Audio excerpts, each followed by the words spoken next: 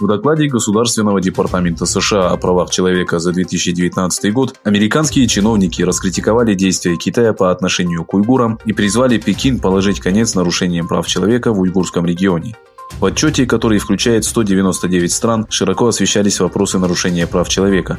Особый акцент был сделан в отношении Китая, Ирана, Венесуэлы и Кубы. Система показателей по правам человека в Китае и Восточном Туркестане подверглась резкой критике.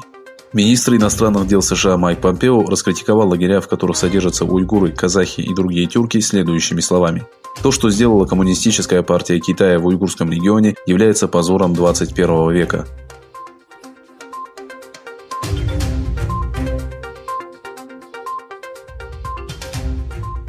В связи с эпидемией коронавируса ситуация на мировой фондовой бирже резко ухудшилась. Фондовые рынки пережили свою худшую неделю, начиная с 2008 года. В свою очередь, доллар продолжает свой рост.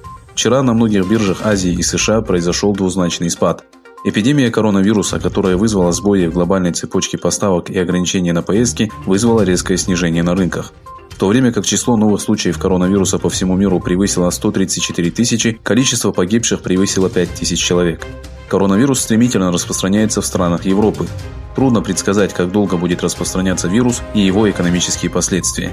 Спад показателей фондовой биржи произошел в результате запрета путешествий из Европы в США и отказа Центрального банка Европы снизить процентные ставки.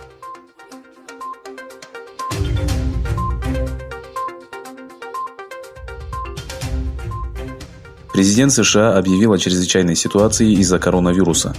Дональд Трамп провел в Белом доме пресс-конференцию, посвященную вспышке COVID-19 в США.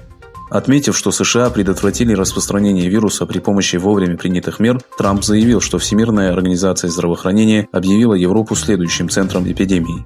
После объявления чрезвычайного положения в стране, Трамп сообщил об открытии фонда в $50 миллиардов.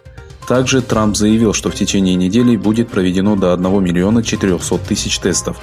В течение месяца американские лаборатории достигнут уровня в 5 миллионов тестов ежемесячно. Согласно последним данным, число случаев заболевания в США превысило 1700, а количество умерших увеличилось до 41.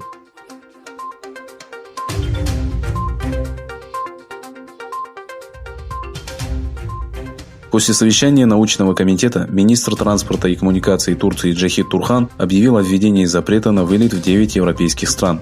Сообщив о принятых мерах для защиты от коронавируса, Турхан сделал следующее заявление. Регулярное авиасообщение было приостановлено по следующим направлениям. Начиная с 3 февраля в Китай, с 23 февраля в Иран, с 29 февраля в Ирак, Италию и Южную Корею. Данный запрет до сих пор имеет свою силу. Самолеты из этих стран прилетают пустыми для вывоза граждан соответствующего государства. Кроме этих стран, мы приняли решение запретить вылеты в Германию, Францию, Испанию, Норвегию, Данию, Бельгию, Австрию, Швецию и Голландию. Запрет вступил в силу сегодня в 8 утра и продлится до 17 апреля. Дата может быть перенесена по решению Министерства здравоохранения. С другой стороны, министр здравоохранения Турции сообщил о том, что число случаев коронавируса достигло 5. Министр подчеркнул, что все 5 инфицированных являлись членами одной семьи.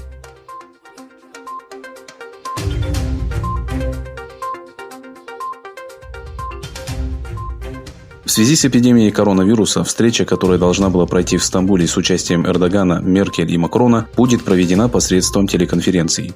Наряду с ситуацией в Идлибе, темой телеконференции, которая состоится 17 марта, станет вопрос беженцев и отношения Турции с Евросоюзом. В рамках мер, принятых против коронавируса, было объявлено, что все программы президента Эрдогана были отложены.